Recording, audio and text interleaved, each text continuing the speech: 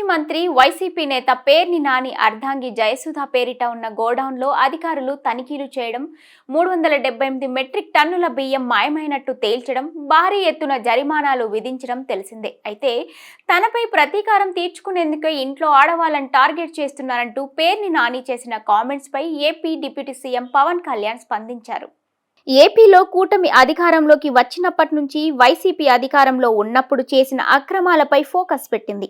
కాకినాడ పోర్టులో PDS rice పట్టివేత, ఇసుక mafia, భూ కబ్జాలతో పాటు రేషన్ బియ్యం అక్రమ నిల్వలు వంటి వాటిపై మరింత దృష్టి సారించింది. ఇక అదే తరుణంలో మంగళగిరిలోని తన క్యాంపు కార్యాలయంలో పవన్ కళ్యాణ్ మీడియాతో చిట్చాట్ నిర్వహించారు.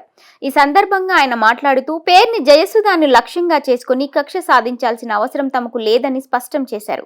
గత ప్రభుత్వ హయాంలో వైసీపీ నేతలు చేసినట్టుగా ఇంట్లోని ఆడవారిని లక్ష్యంగా చేసుకుని తమ బూతులు తిట్టడం లేదని తెలిపారు. సాక్షాత్తు సీఎం చంద్రబాబు అర్ధాంగి గురించి నోటికొచ్చినట్టు మాట్లాడిండే వాళ్ళని గుర్తు చేశారు. పౌర సరఫరాల శాఖ పరిధిలో ఓ గోడౌన్లో భారీగా బియ్యం నిల్వలు మాయమయ్యాయని, అక్రమాలు జరిగిన గోడౌన్ పేర్ని జయసుధ గారి పేరు మీద ఉన్న కారణంగా చట్టపరంగా కేసులో జయసుధ గారి పేరు పెట్టాల్సి వచ్చిందని తెలిపారు.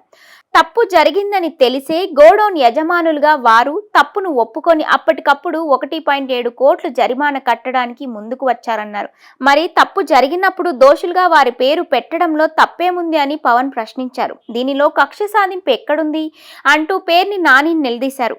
మరోపక్క పేర్ని నాని మాత్రం పలుమార్లు ఇది కూటమి ప్రభుత్వం కుట్ర అని ఆరోపిస్తుంది.